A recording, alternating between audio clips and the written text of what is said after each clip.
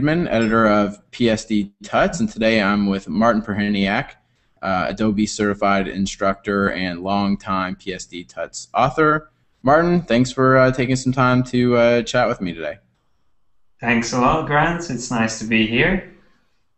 So today we decided that we wanted to go through some artwork that sort of inspire us, and we both have put together a collection of artwork, some pieces that we really like, and we're just going to go, we're just going to go through here and share that with some of our readers. And so, first thing we're going to do is I'm just going to share my screen here, and so that everyone can see. And Martin's picks are first, and so here we go. Okay. So this first piece here is a piece called Monster Madness by Creature Box, which is a collaboration with Dave. I'm gonna do a bad job with his name here, but Dave Guertin and Dave Baldwin. Right. And so Martin, if you just want to, just tell us a little bit about why you like this piece. Okay. So yeah, it's a really cool picture, and it just shows the talent behind Creature Box. They were chosen as one of the most appreciated artists on Behance in 2012, and so you can find their work on Behance as well. And this is just one piece of many on their website on Creature Box. And the reason why I chose them is because I find their style highly inspiring for anyone who likes creature design or just comic book art. And also they have a bit of sci-fi in their design as well. So it's a really cool mix of these things together. I really like the way they use these vibrant colors and just create the nice three-dimensional shapes, and most of their monsters are really unique. And I read that on their website that the main advantage, or the main reason why they managed to get to this point with their art is because they were working together. So it's two guys, they both inspired each other, and they were always looking after what the other one was doing. They were working very closely for several years, and that really perfected their technique and their style. So it's a really good example of collaboration for many years together, and just learn from each other. You don't really need a teacher if you have another designer who you can work together with. It doesn't necessarily have to be in the same space. It can be in two different locations and just use the internet. But it really helps if you show your artwork, and it's very important. So they also stress that out, that they helped each other to get to this level of perfection and imagination and just creativity and everything. So it's just a good example of that. And if you guys like this artwork, I highly recommend to check out their website. And also you can find a book. They just recently published a book of their work, which is really cool as well. Unfortunately, I don't have the book yet, but I ordered it, and hopefully they will publish it again, because they ran out of stock immediately. And it's really popular, their stuff. So that's it, I guess, I wanted to say about this image. Yeah, it's a really beautiful piece. I guess what I like, the first thing that strikes me about this piece is just how much is going on in it. There's so many characters and so many objects, and it just makes for a very interesting composition. And I also like I like the colors and the lighting in it as well. Yeah, exactly. Same here. So let's move on to your next piece. And this next piece here, it is a polygonal landscape by J.R. Schmidt. And so here we go. And this, why don't you tell me a little bit about why you picked this piece? Yeah. So this next piece is something that I would love to have as a poster in my room. I know you can order posters from the author, the artist, but the reason why I like it is because it made me think, and I love computer games. I used to always play with games. I still play computer games, and it just reminded me of how different games are nowadays to how they used to look like. Like I remember, for example, Alone in the Dark, the first version, when the main character had such few polygons, and still it was really cool game. And this poster is actually bringing back that polygon style, which is a low polygon style, which you can't really see anymore because the new games are really high poly, really good quality meshes. But it brings that back, and the artist used it for a landscape, and just the combination of like landscape photograph together with this low poly computer game art together is just, I think it's a really clever combination, very unique and beautiful. I think it's just something I can just look at for hours, and I still find interesting things or little parts in it which I can just concentrate on. The lighting is really good, the colors are great, and I just like the many levels of the design, the mountains and the water part, the little ships, and then underwater scene as well. So I also like the format, the aspect ratio, this very tall format. I think it really works in this case. So, yeah, it's a beautiful piece, and I really like the style of this illustration too. And it's funny how, it's funny how things that we used to, that we look back on and we laugh at the graphics in a video game, for instance, and we say, it's the graphics were so terrible back then. But then it comes back 10 years later, and then people call it art. There's actually, I'm going to post some links down here into the chat. I think that the viewers who are watching it live will see these links too, I hope. Anyway, if you go on to J.R. Schmidt's Behance page, there's some more illustrations there in the same style that are also very nice as well. So let's move on to the next piece here. Let's see. Now this one is Monitoring of Facilities by Pavel Birt. Tell me about this piece. Yeah, this is quite similar to the previous one, but this is more photorealistic, and it really reminds me, and as you said before as well, it reminds of SimCity. But what I really like in this is the way, the whole perspective, and the way that so many things fits into one composition, but it's still not too busy. And this is actually very popular style nowadays. It's something you can find on websites. They use these things for campaigns, and it became quite popular. And the reason why I just wanted to show this is because it's a very good example of a really nice design where just everything works well. And I don't know exactly where it was used, and this is also from Behance, so I guess there's more information about it on Behance. But I can imagine this working for almost anything.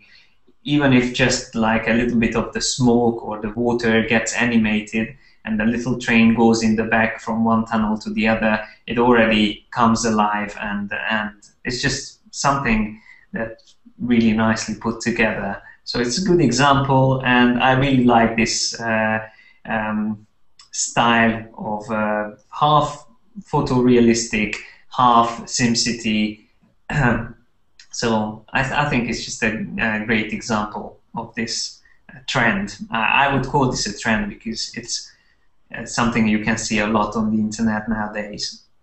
Yeah, again, it's another example of something that goes back to video game art, where if we were watching this in SimCity, back in 1996, if we were looking at a SimCity game, we thought, wow, these graphics are incredible. Now we look back at it, we say the graphics weren't that great, but now we're seeing the same style come back using some modern technology, and and now we call it art. And this is I love this piece. I think it's beautiful. There are more pieces like this on the link on that beyond the Behance link. So there are more illustrations in the same style, but I think it's great. I love how the city is done. I think that's one of the parts of this illustration that really stand out to me. What do you think? Yeah, definitely. But there's so many details. Again, it's just like a storybook. You go through it, you always find new details, and there's so many details. I'm sure it took long hours to create this, or probably even days. But once it comes together, it looks really nice. And it was hard to pick from the collection again from Behance. You guys can check it out. All the other work are great, and it's just really nice. And yeah, and the city is great as well. But I just like everything, really. How do you think that this piece was produced, if you had to guess?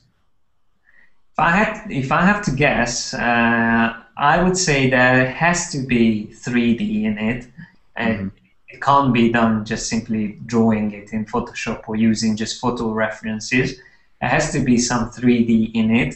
I can't really tell how, but what percentage is the 3D and photographic references. I think it's definitely partly 3D, partly photo montage, and also probably some parts are illustrated. So I think it's the combination of these three things together. Well, yeah. I can't really tell the percentage. It's quite hard to tell. Yeah, I agree. I mean, if I had to guess, one thing that I would say that probably is a photo or the mountains. But, maybe I'm wrong, but that seems like an easy guess for me. What do you think? You think the mountains are 3D, or do you think it's a photo? Again, it's interesting because the mountain on the left with the tunnel coming out from it and then the train coming out there, that mountain on the left looks more photorealistic to me than the other two mountains. The other two mountains are a bit more 3D-ish for me. Mainly on the snow, I can tell it's not that photorealistic as the one on the left.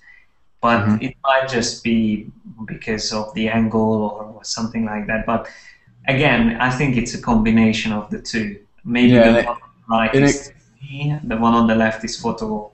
So, and it could very easily be there could very easily be the a 3D render that creates the mountains with a texture on top of it, and then some maybe they could go in Photoshop and paint on some of those elements afterwards or something.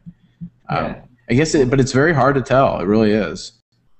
And that's why it's so cool. I agree. So let's move on to the next piece here, which is this one is a digital painting here, and and this one is called Mountain Temple by Yang Qi. I guess that's how it's pronounced. Yeah. This digital painting. The reason why I chose this one is first of all, I love the artist's style. He has this really like Eastern style, the samurais and ninjas and all different types of gods fighting most of the time. Very mysterious settings and compositions. But what I specifically like in this piece is the lighting. It's a really cool way the artist achieved the lighting and the whole atmosphere in this image. What I like and what I find exceptional is that it almost feels like, when you look at the image first, that your eye needs to adjust to the darkness. Because there's two very strong light sources, one in the background, which the outdoors light source, and then the fire. And because the figures, the characters would be completely in dark, or there would be only like a silhouette of them if there's no fire in front of them. Even with the fire, there's only just a bit of their characteristics that you can see, like the faces. Just slightly you can see some details there. But you really have to focus on them to be able to see those things. And it just makes it so realistic. I hardly ever seen anything like this before, when I felt like my eyes have to adjust to the darkness. I just love this effect. This must be really difficult to achieve, because this is probably the first time I've ever experienced this on a digital art. I don't know if you get the same, Grant, but I feel like I need to adjust to the darkness of the image. Yeah, I like the contrast and there's a lot of darks and a lot of brights. There's some other things that are interesting too. There's a circular window back there in the background, and I'm not quite sure what to make of it. I'm not sure if the artist was trying to portray some sort of, where it almost looks like a double vision. Do you see what I mean? In that circular window next to the statue in the background on the left-hand side? Yeah, I can see it. It's a very interesting effect. Again, it's probably, again, just helping the whole lighting scenario. I'm not really sure exactly what the artist wanted to show with that, but it just probably helps the effect, because it doesn't draw the attention away, but it just probably adds to the whole composition. Yeah. So let's move on to the next one, and this next one is a series of illustrations. It's actually, the first one is the final image here, and this one is Mercedes 4x4 poster by PoProstu, and why don't you tell me a little bit about this piece here? Yeah, the reason why I chose this one is because this is a great example of how important it is to find a good composition in the beginning. You will see once we get to those slides, because I have some slides showing the whole process, the design process. But before we go onto that, I just want to show talk a little bit about the final details. So all in all, I love the way the photos are merged together. So there's a car, and then the several photos put together and create this montage. And then also the way they created the effect of the scribbles and the scratches, which makes it very dynamic, mainly in the foreground. And just a little bit a story about this image is that if you follow the link once again on Behance, you can find the whole project, and they really nicely write down everything from the whole brief, and then what they did first, and then how they ended up with this, which was the approved version by the client. So you can really learn a lot about design from these Behance projects, because some designers really share the whole workflow.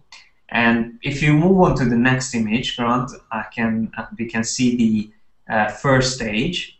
Yeah, so that's as the first stage, and this is again from Behance. I really like to save these the whole progress as well, and I always try to save them in the same file size. So whenever I use like Bridge or any preview, whenever I use it and I switch back and forth between images, it's much easier to see what's the difference, what happened between stages. And sometimes you can actually learn a lot more from just simply seeing these stages than by reading a whole article or watching a video or a presentation. Sometimes it actually helps to learn a lot. So especially if you have several stages saved from an artist. So what we can see here is already the basic composition, which either works or not.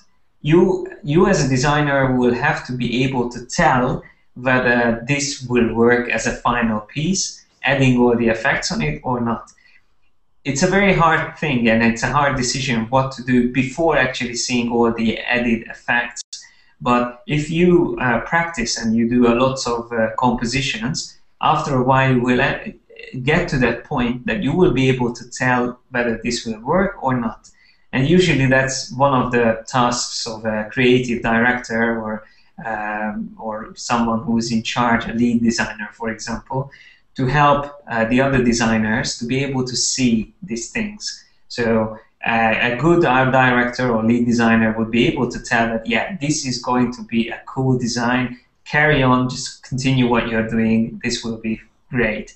But if so there's Martin, let me jump in real quick here. I just want to flip back to that first image again. So this is where the artist started right here. So you have the truck, you have the swoosh, and then a mouse. And then he went from, so he took that sort of idea and he went to this. Mm-hmm. So he went from this to that, which I think is pretty cool. You know, I think that's a really interesting way to put together a concept. Yeah, and what's most important is that the whole composition didn't change at all. It's exactly the same. The truck's size is the same, the swoosh, the mouse, everything is there, exactly where the first composition was. So it shows that it's a very well planned and already a well thought out design. Because some designers, mainly like beginner designers, have that problem that they start with a mock-up, and then all the way while they are designing, they are actually going completely crazy and doing something completely different at the end from what they started with. And that's not a problem. This just shows the level of expertise when someone already creates a mock-up which is exactly what they will end up with at the end. It's just a good example, and it's good to just think about this whenever you design. So here are the other stages, and we can see that the artist just kept adding elements onto the design. So added mud on the ground, some splats, then more elements like the fence comes in, and the clouds in the background, and mountains starts to appear in the background. And then we have more rocks and trees in the background, and then another tree, and even more mountains come in the scene, and that the more like splats and scratches in the foreground.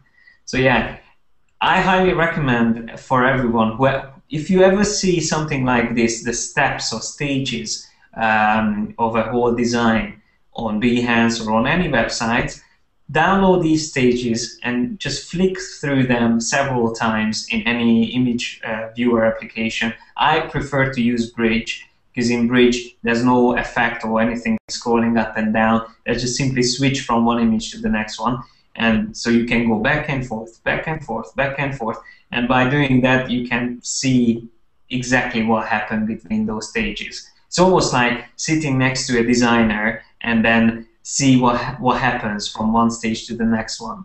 And so let's go through here just real quick, and we'll do this again sort of. So for stage one, just a white background, this little swoosh, which could be a vector or just a brush stroke, just could be a raster brush stroke. And it could be done in Photoshop. You know, this could have happened. You know, it probably happened in Photoshop. Could have been done in Illustrator. So then down here, it looks like you have a stock photo, maybe, or some sort of illustration of a mouse. It's probably a stock photo of a mouse, yeah. Mm-hmm. And then so the next image here, you can tell that, you know, maybe they added this looks like maybe a Photoshop brush here of some sort over on here on the left hand side. Yeah, I'm sure there's plenty of brushes, Photoshop brushes in this.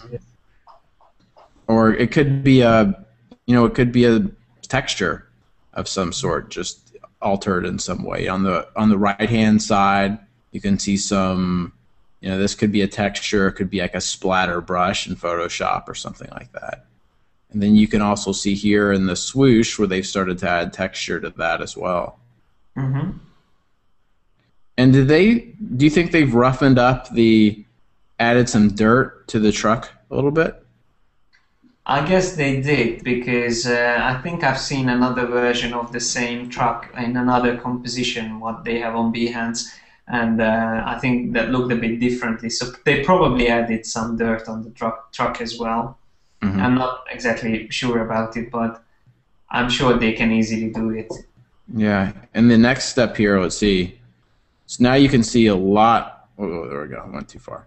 Now you can see a lot more texture. They're starting to reveal a lot more here. So you went from this basic texture road, and then now you have a lot more terrain. You have this fence that's been revealed, this sky that's been revealed. There's got to be some sort of texture on top of everything that's transparent or set to blending mode or something like that. That's giving everything this sort of brushy look to it. Yeah, and it ties together all the elements as well.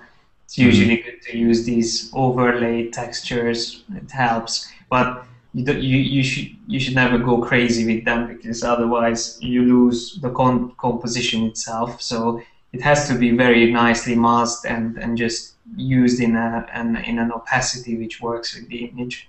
Yeah, and so from this image to this image, what it looks like to me is that they've started to mask out some of that texture, that overlay, at least that's on top of the clouds. You can see here on the clouds it's really kind of clean, and then on this one the clouds are a little dirty. Looks like there's some more. They've added some more grunge, I guess, effects down here as well. And then finally you start to see some background elements, and these rocks start to appear. Yeah. And anything else that you're noticing that some scratches, maybe some scribbles starting to come through? Maybe they started to add some scribbles, maybe? Yeah, that's I think they add even more at the last stage. Yeah.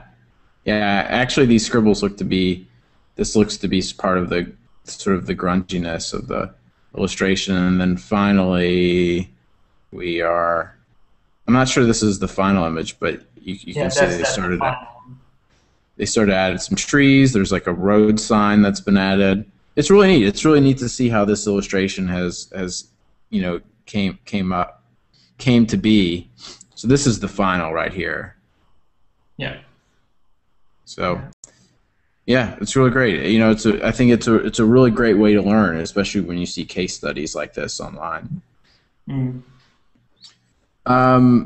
So now I guess, Martin, we've gone through your picks, and I guess now I'm going to sort of discuss some of mine. And these were picks that I've made. Each Saturday I post I feature an artist on Psdtuts, and so I just sort of went through the last several months and picked out a few. I'm going to unshare my screen right here. And I picked out a few pieces that I really liked. And so what I'm going to do now is just going to share my screen again and then show you some of my picks here. So the first one is one of my favorite Ninja Turtles here. And this one is Leonardo by David Rapoza. And I featured David a couple months ago, maybe 2-3 months ago on the site.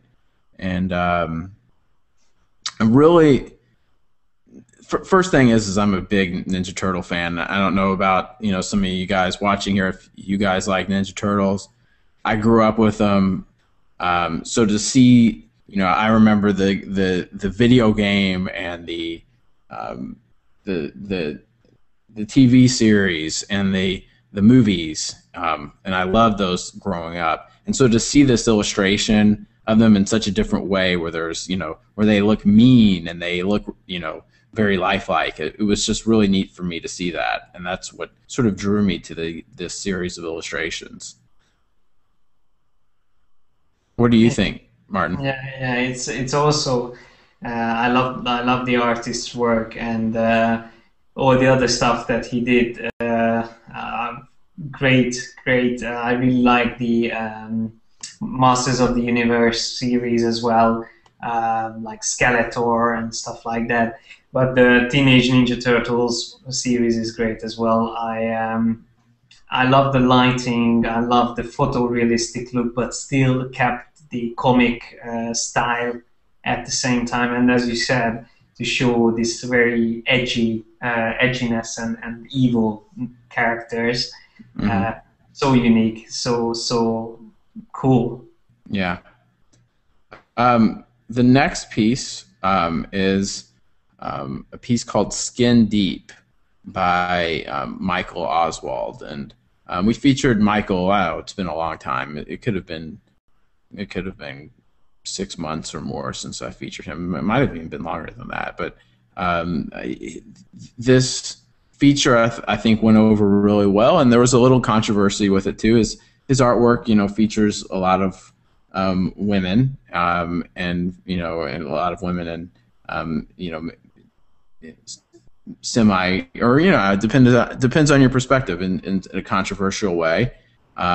This piece, I think, was a little bit different than some of his other pieces, and I think it really shows you, how beauty is skin deep, and that's the name of the piece here. And as you can see, there's this beautiful woman on top, and then when you open her up, there's what looks to be like a monster under there. It's a it's a philosophical piece, done really nicely, amazing Photoshop technique. Really scary image. It's something that just burns in your memory. Yeah. Especially that look in the eyes, both, not just the monster inside, but also the girl's eyes are really like striking. You just have to look in the eyes, and it's an amazing piece. I love it. It's really good. I like what you said about the eyes, and you look at in her eyes, and this the outside, with the on the outside her eyes, it's almost like you look into her eyes and it's almost like she's crying for help. Do you see that? Or it's like, or she's she knows that there's like a monster underneath her. I don't know what. I'd be interested to hear what some of the readers think about that. And then when you look in the eyes of the monster, they're red, and or outside she has these beautiful blue eyes or green eyes. What colors are those? It's green, right? Is that? Yeah. Okay. And and inside it's these kind of scary red eyes. So I guess and then she almost looks like a devil under there, and so. Yes, it's really cool, but really scary at the same time. I mean, how do you think that Michael put this illustration together? I guess he used the same photo reference for the face and for the devil, let's call it, or monster inside. Because the lips and the nose are very similar, the eyes are very similar as well. But of course, adding effects also on the outside, also on the inside. The outside looks very plasticky, very like fake. If it would be like a photo retouch or like a glamour photo retouch, it would look quite fake. But for this kind of effect, to make it look like it's just an outer layer, it's just perfect. It works really well. So I'm sure first it had to be created as separate two designs, and then to make this 3D effect around it, it actually doesn't look that complicated. The torn part has to work really well, and what I really like small details that on the neck, if you look at it, there are those little like connections between the two parts. When you like tear two parts separate, there's still some little parts joined together, so you can actually feel like, yes, it's actually being torn apart at the moment, or just a couple of seconds ago it was still one, that the outer layer. And you also see the detail on the neck on the right, or actually that's the left side of the neck, where it's already folding, and you start to see those wrinkles, which again just adds to the whole realism. And these little details make it look really cool, the whole design. Yeah, I agree. You know, and I think, you know, it'd be interesting if, you know, the readers wanted to look at some of his other pieces as well. And you know, there's a lot of variation in his work. You know, most of them do feature women. However, you know, it's really neat to see in some of them he, you know, turns them into robots and things like that, which I think was also it was a lot of fun to see. So this next piece, I don't even know if I'm going to try to pronounce this. Titatintero's Policarpio by Carlos Ortega Elizalde. Anyway, this piece I thought was just very cute, and it was actually based on an illustration by another artist, and he went ahead and turned this into a 3D model and rendered the fur, and it's just really cute. It's just a really cute piece. It's really cute. I like the level of the details, the fur, and the lighting is nice. It's really cute. Well, you know what I'm just now noticing is that that those appear to be flying cows. Yeah. And so, you know, which I'm not quite sure I understand the symbolism of the flying cows, but you know, it's just really cute to me, and that's why I picked it out. And I actually don't think that there was much Photoshop in this. I think this was entirely 3D. Even the fur and things, which doesn't look 3D to me, but apparently it is. Mm. Yeah, it's probably everything is 3D here. Yeah. So let's move on to the next one here. And this one is called Animals Chery by Oscar Ramos. And this is a character illustration that I really like here. And I guess what strikes me about this piece here is the emotion on the face of each of these characters. Yeah, it's also it's a whole series. It's one of the images of a series, and all the other images are really funny and so dynamic and has so much emotions in them. It's just great illustrations. But what I also love in it is that I think these are just pure illustrations. I don't think there has been any 3D used for them, but still they look so realistic, so three-dimensional. All the gloss on the eyes and the highlights and everything, it just looks really 3D, but I think it's just simply illustration on a very photorealistic level. Yeah, and you know, I think, you know, I look at a lot of illustrations, and you know, this illustration is great, but what really sets it apart is the emotion on their faces, and I think that's what, you know, that's what can set a lot of illustrations apart from others. Is sure, Oscar could have just illustrated a smiling cat and a mean-looking ram, but if he didn't put that much detail into the emotion, I don't think the piece would be as good as it is now. Yeah, definitely. And also what makes it even more interesting is the very strong perspective on the whole image. It has like probably almost like a fisheye perspective, 4 or 5 vanishing point used in this image, and it makes the heads really like big and in central part of the image, and then everything else just goes back. It's again something which is really difficult to draw, especially with characters like these.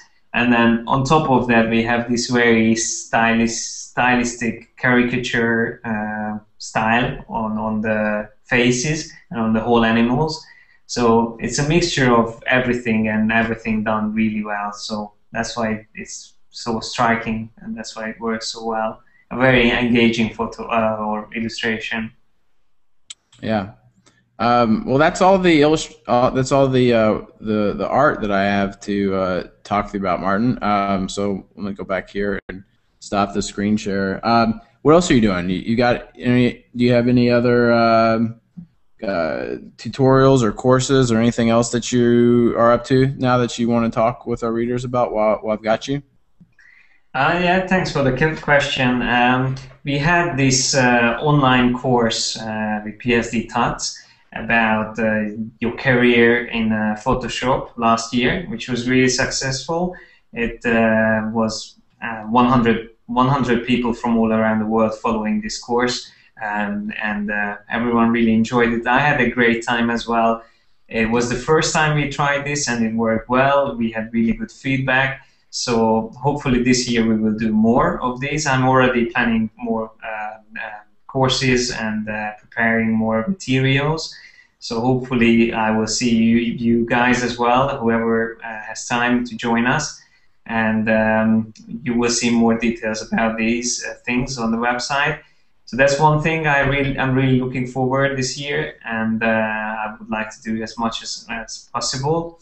And then I'm also working on tutorials all the time, so you can see most of the stuff in the shortcut series, and there's still some quiz coming up, and the new features for the CS 6.1 update on Photoshop. So these things you will see soon on Psdtuts.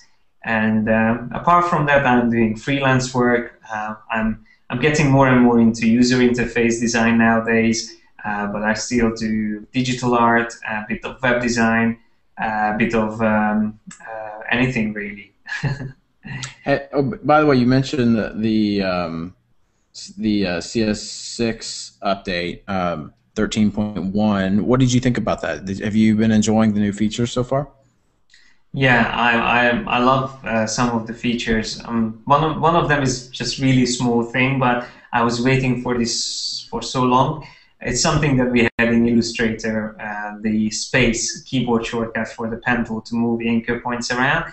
That's probably, for me, one of the best things, because I actually had to do lots of things in Illustrator because of that little keyboard shortcut difference.